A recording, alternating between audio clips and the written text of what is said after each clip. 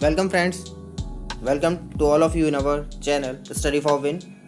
I am Radul and I am here with the next video of Trusses, that is Trusses part 2.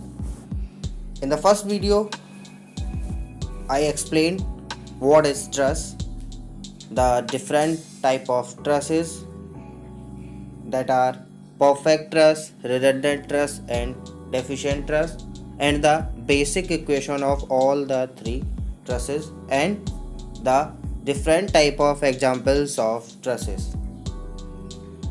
It is the further part of the first video.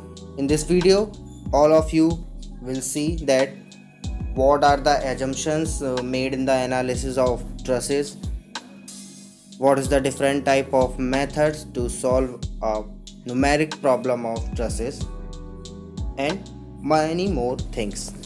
Let's start the video. Question number 1. What are the assumptions made in the analysis of pin jointed truss? Here we talk about the assumptions made in the analysis of pin jointed truss or pin jointed frame or structure. The following assumptions are given below as: the first one is the ends of the members are pin connected. It means that all the members which are there in that particular truss are pin connected. Pin connected means all the members are hinged. There is no other such type of supports, only pin connected. The members are pin connected. The second one is the loads act only at the joints. In the first video, I already told you about this, that in a pin jointed frame or in a truss, the loads act only at the joints.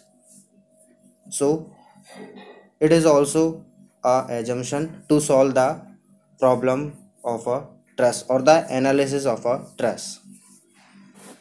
The next point is self weights of the members are negligible. It means that the members which are there in a particular frame or a structure are meant to be negligible.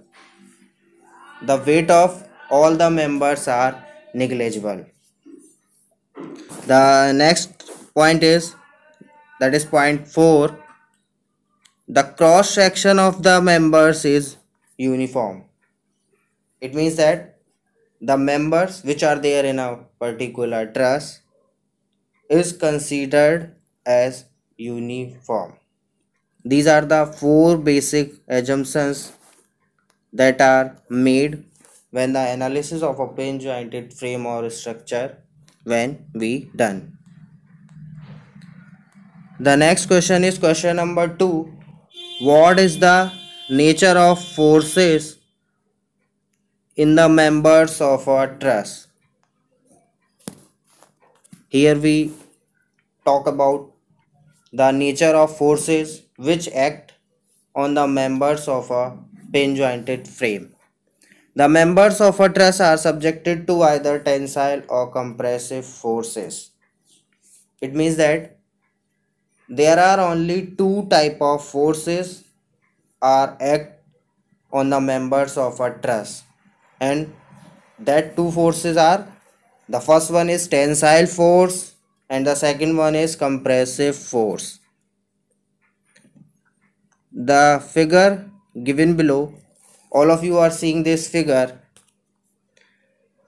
It is a very important diagram, so please see it very carefully. It is very simple, but it is very important to understand that what type of forces are acting on the members of a truss.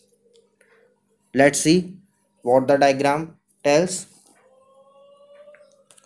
All of you are seeing that there is a truss. It is a diagram of a truss which is A, B, C, D and E. All the members are pin connected at point A, B, C D and E. At the members, all of you are seeing the member BC. On the member of BC in this particular frame, the compression or the compressive force is acting, and the another member, that is member AE, the tensile force or tension is acting on that particular member. On member BC, the compression is acting or compressive force is acting, and on the member AE, the tensile force is acting. Okay, all of you are seeing that in a member BC, the compression or compressive force is acting. Now here, let's take a keen look. All of you are seeing that this compression and these two arrows. Okay, it means that when the particular member of a truss, when the compressive load is acting on that particular member, it is shown by the two arrow which are opposite in the direction of both. In the below, in the member AE, all of you are seeing that there is a tensile force and there is a two arrow which are just opposite to both of them. It means that in the compressive force, two arrow is in the same direction, and in the tensile force, the two arrow shown the direction of tensile force are in the opposite direction. The representation of these arrow are very important to show in a truss that on a particular member in a truss which type of force is acting. It is a tensile force or either it is a compressive force. It is not very tough, it is very easy. The next question is, what are the different methods of analysis of a truss? Here we talk about the different type of methods. These methods are very important. The first method is method of joints.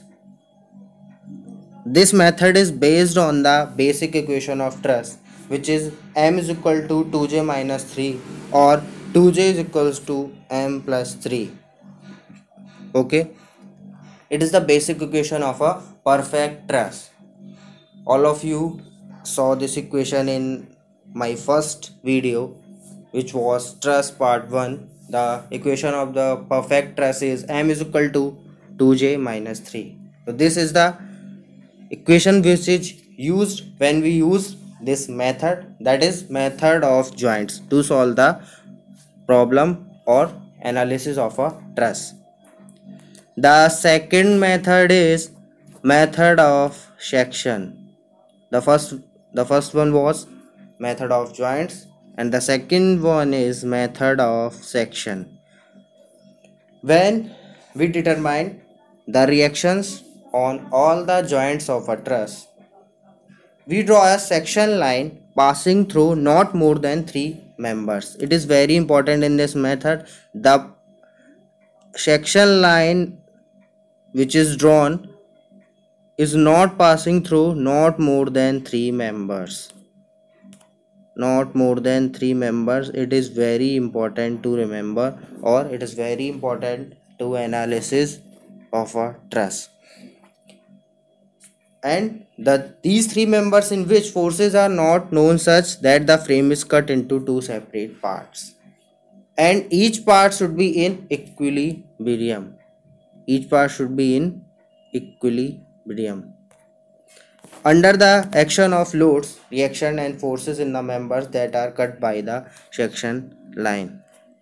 So the basic is that in this method, or when we use the method of section, we cut a section line or we draw a section line, and the section line we draw in such a manner that it should not passing through more than 3 members. Okay, the method of section is preferred over the method of join. And what are the regions? The regions are given below as: the first one is in a large truss in which forces in only few members are required. In a large truss, when the structure of truss is large, it means that there are different type of members, then we use the method of section. This is the first basic reason to use this method over method of joints. The second one is in the situation where the method of joints fails to proceed with analysis. And the third one is, it is very important in non-concurrent force system. In non-concurrent force system, non-concurrent force system means when all the forces are not acting at a particular point. In the method of joints, the forces are acting on a particular point, but in the method of section, the non-concurrent force system is there. So we use this particular method where all the forces are not act on a particular point. The third one is graphical method.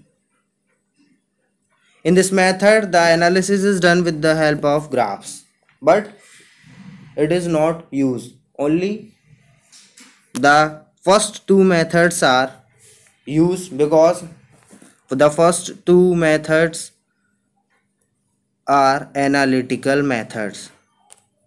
So we use the first two methods, and these are mostly used in the analysis of truss, the method of section and the method of joint. So this is the theory of trusses part 1 and trusses part 2. I hope you enjoyed this video. If you like this video, please share it, like it, and wait for my next video. Bye bye and take care. Thank you. If I hate you, then find someone new. Baby, but you know I never will. No, so I choke